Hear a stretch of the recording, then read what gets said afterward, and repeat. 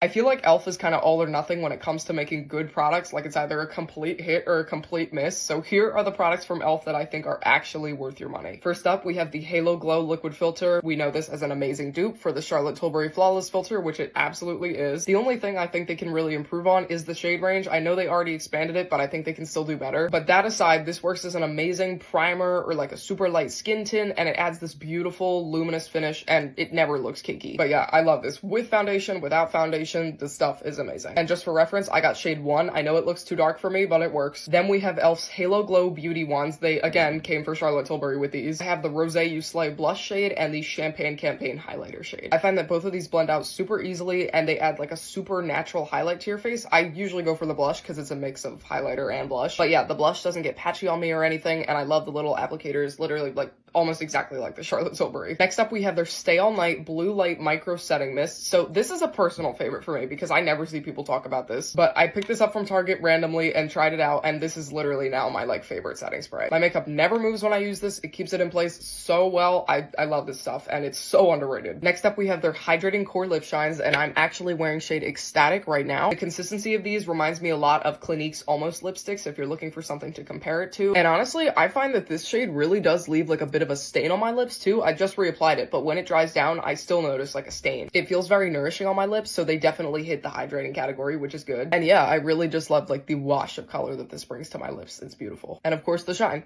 can't forget. Next up, we have their Brow Lift, and like a lot of e.l.f.'s products, I do not think this should be as cheap as it is because it's so good. I used this again yesterday and it kept my brows in place all day. I seriously love this stuff so much, and it's a great dupe for the Anastasia Beverly Hills Brow Freeze. I love the Brow Freeze, but this is like literally the exact same thing, and it's what, $7? Next up, we of course have the new Camo Liquid Blushes. I already made 2 videos with these, and I have to say the pigment is incredible. I love the dewy finish, and these blended out so well on me. I use a technique where I put them on the back of my hand and then take a brush and blend them into my face, and I find that it's so much easier than just dotting the product on my face. And when I do that, I get like zero patchiness. These go on so seamlessly. And last but not least, their Glow Reviver lip oils, which I again clearly love. These were meant to be dupes for the Dior lip oils, but they definitely are way better than the Dior ones. The color's pretty sheer on the tinted ones, but I love the slight tint that it gives my lips. I like that it's not overpowering. These also have a bit of a minty scent to them. They feel super nourishing on my lips, and I love the applicators. I gotta show you. I know you can kind of see it through the bottle, but the doe foot on these is just perfection. So soft, exactly what a lip oil should have. These are my ride or dies.